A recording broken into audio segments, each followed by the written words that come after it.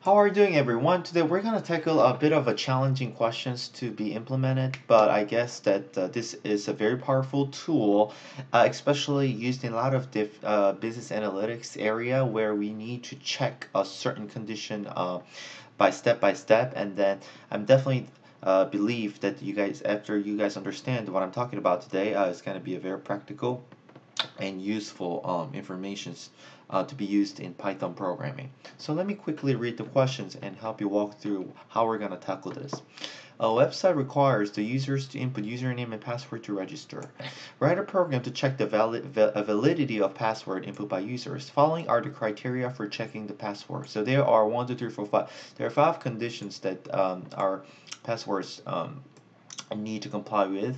First condition is at least one letter between A and Z, at least one number between 0 to 9, at least one letter between capital A to Z, so we can at this point get to know that these conditions are case sensitive. At least one character from dollar, pound, or at, and there is a minimum length of a transaction password, which is 6 letters, and it should be no longer than 12 letters. Your program should accept a sequence of comma separated passwords, which is already at this point, like this type of convention has been so familiar with our habits, so I don't think we'll have trouble coming up with that solution.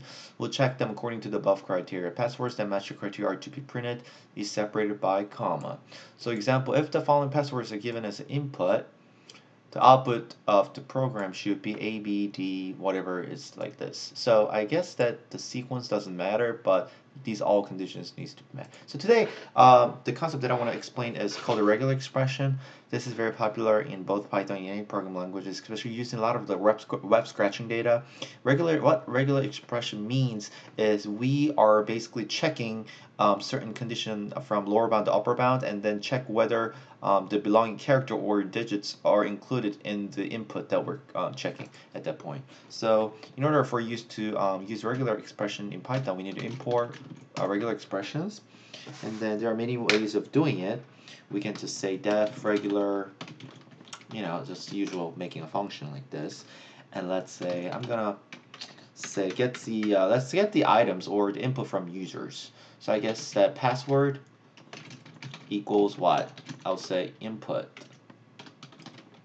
dot split by comma, but we want to store them in an individual list. So now for x and input dot split dot mn, you know what I'm saying?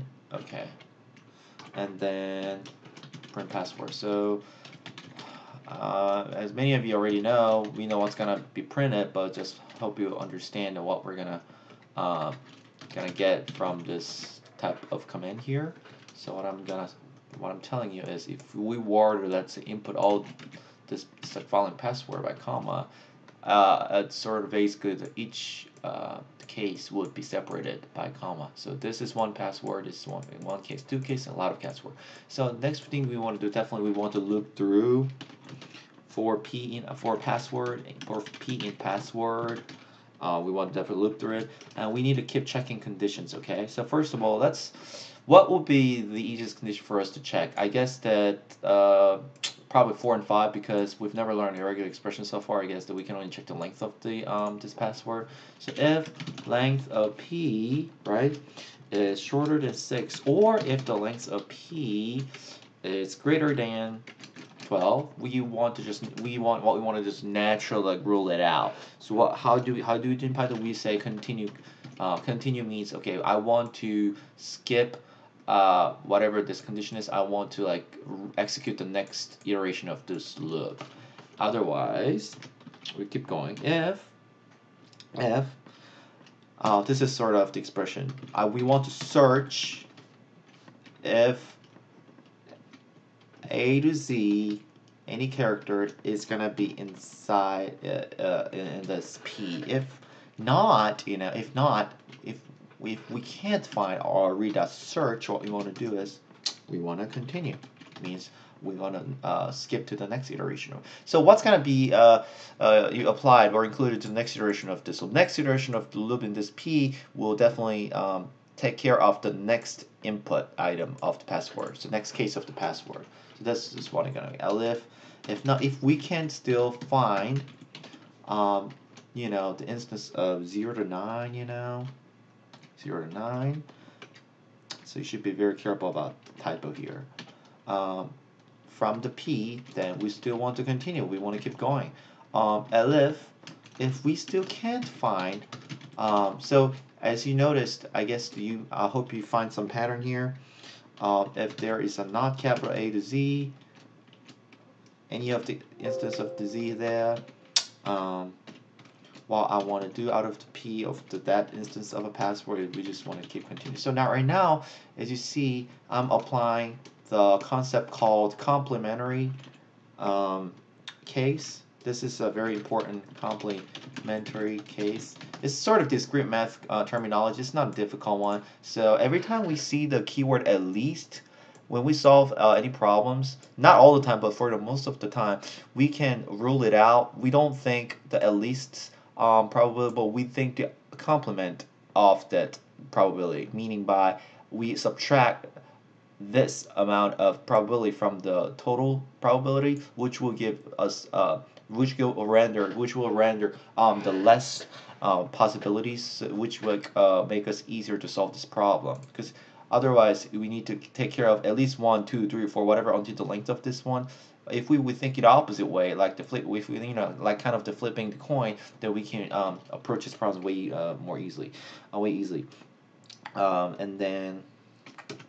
Now another thing is if we cannot find, right? What else? That dollar sign, I would imagine. So that dollar sign and a pound sign and a sign, okay? So from the P we want to continue. Now, I guess that's the 1, 2, 3, 4, right? 1, 2, 3, 4.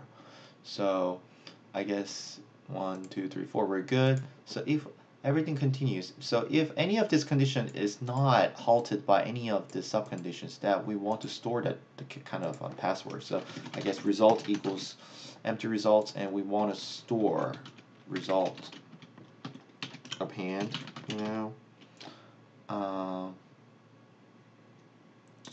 I say result append, in this case P, right? And then what we want to do at the last moment is we want to return, now this is kind of usual thing, the dot join of result. I think this should be good because I guess everything is stored into a string right now. So I hope you understand what I'm saying. So after we put this one, what we want to do is, okay, getting this result. So I guess that we solved this problem very easily, but it was actually not easy if you don't understand the concept of the regular expression. I hope you enjoyed this video, and please leave some comments if you're still curious about any questions. And the most important is this inside the loop, and I hope you enjoy tomorrow. And yesterday was a history, tomorrow's a mystery, but today's a present. I love you guys. See you later. Bye-bye.